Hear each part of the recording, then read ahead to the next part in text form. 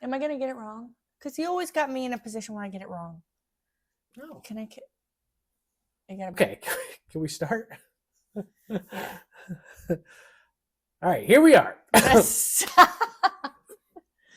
Hello. We were just talking the other day about the greatest poker player of all time, which is who? Phil Ivey. Phil Ivey. I think so too. I mean, that's debatable. Yeah. You know, there's arguments about that, but definitely one of the people I grew up with at the old school high stakes poker and still doing it today. So a case can be made for Phil Ivey, greatest poker player of all time. We will meet him one day. Bucket list. So they revamped the high stakes poker. Okay. And this is the reiteration of that. Still got Phil Ivey hanging around in here, and this is a hand we will be playing as the greatest poker player of all time. Okay. We are Phil. We are going to be Phil, and we're playing against Daniel Negreanu. Okay. Arguably top 10 to 20 poker players of all time, all three involved in this one hand. And it just goes to show, like, I saw this for the first time, and I was just mind blown on the play of all three of these players, honestly. I'm going to get it wrong. So, well. I'm going to guess it wrong. It'll just show how, on a different level, they're thinking than what we're thinking. Let's see how smart I am.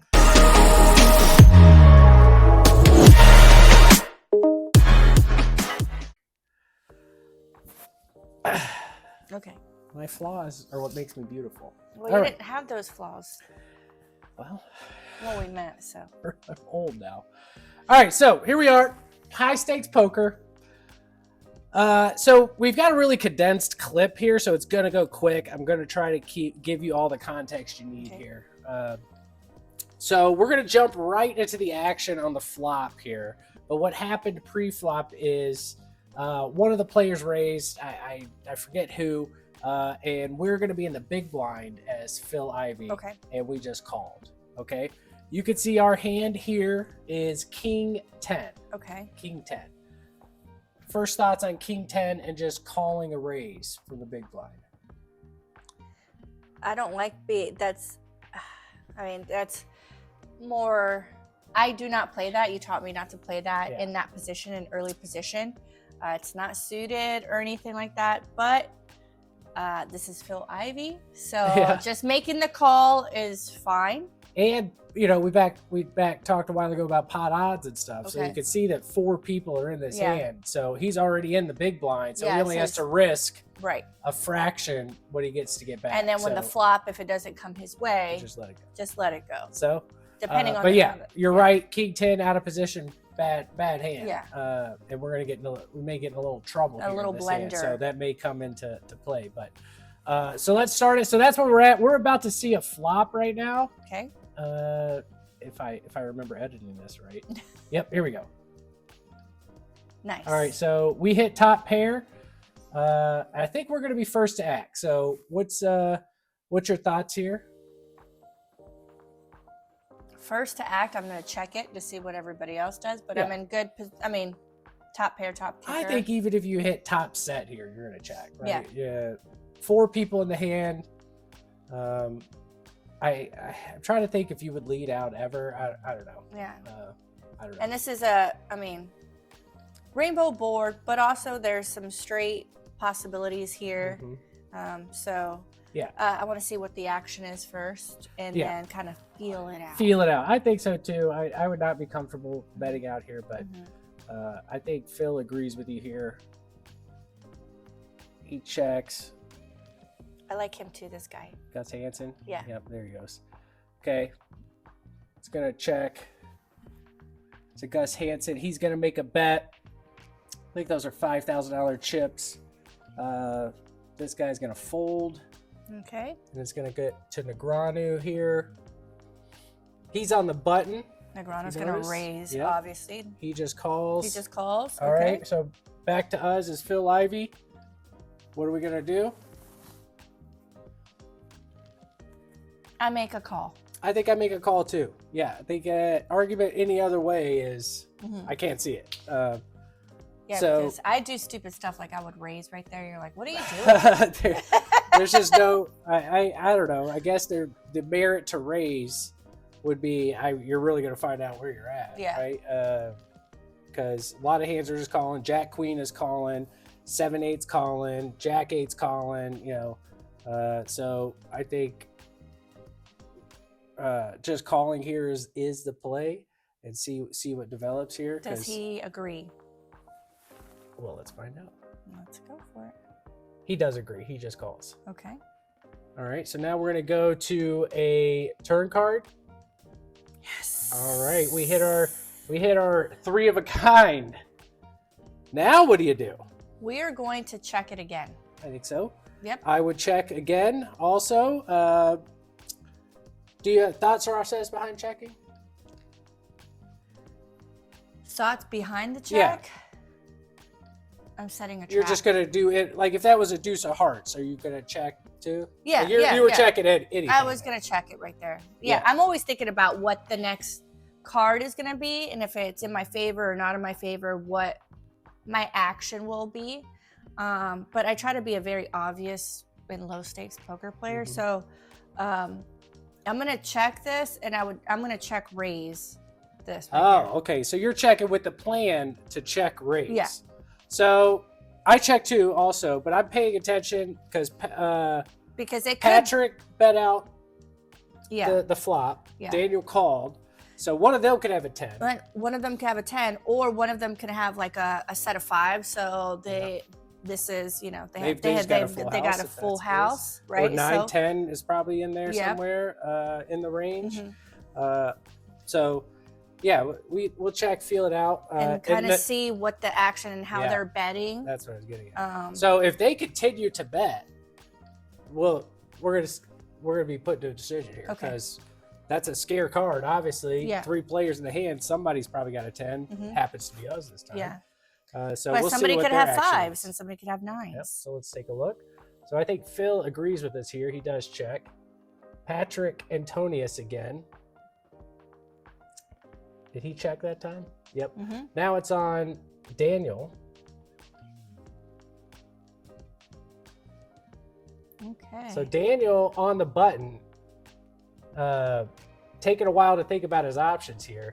So he could sense weakness from us, from the table. That he may want to bluff the 10, but he bets out like 25,000 here. He could have ace 10. He could have a 10. He could have a 10 too. Could sense weakness. Yeah. What are your thoughts here? It's back to us on Phil.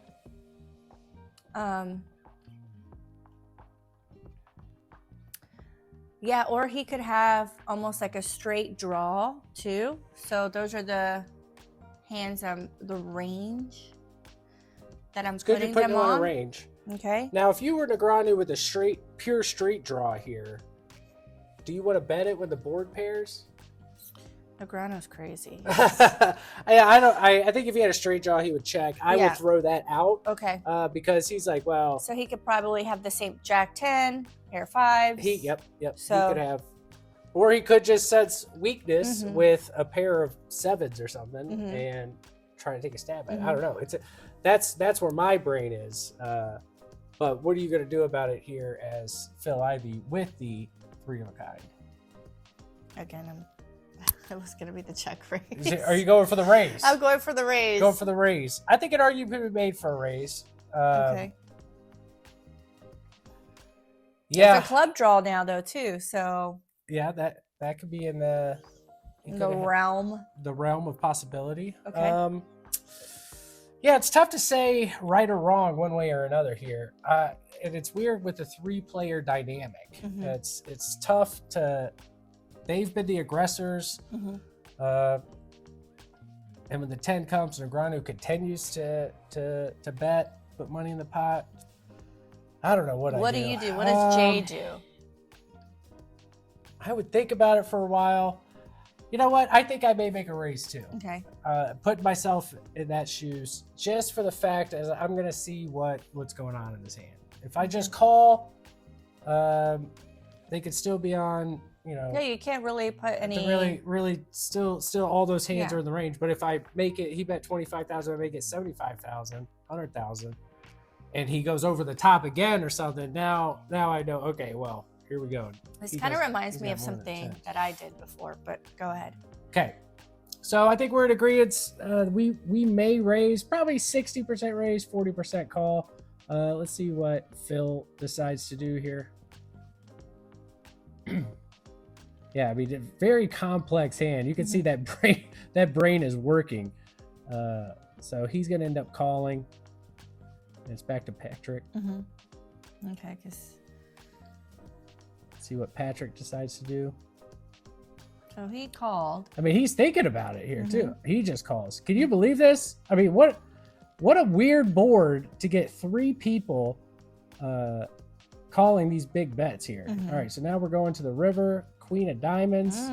All right, we're going to be first to act again. All right, so we don't improve. We still have our 3 of a kind, but other people showed a lot of interest in this hand. Yeah. The queen really doesn't complete any straights besides Jack 8. Yeah. Or what about King Jack? King Jack, but I would discount that. Yeah, there's a because lot of money that, on a gut shot draw with the board paired, so I would throw that out. Okay. But all right, so we ended up on the river here. Now we would have raised, so we would have more information, but the greatest of all time checked. So what's your play here on the river? Because if he checks it through, he's first to act, and he could check all the way through, and he can have the winner. Yeah, and I think he would take that at this point. Yeah.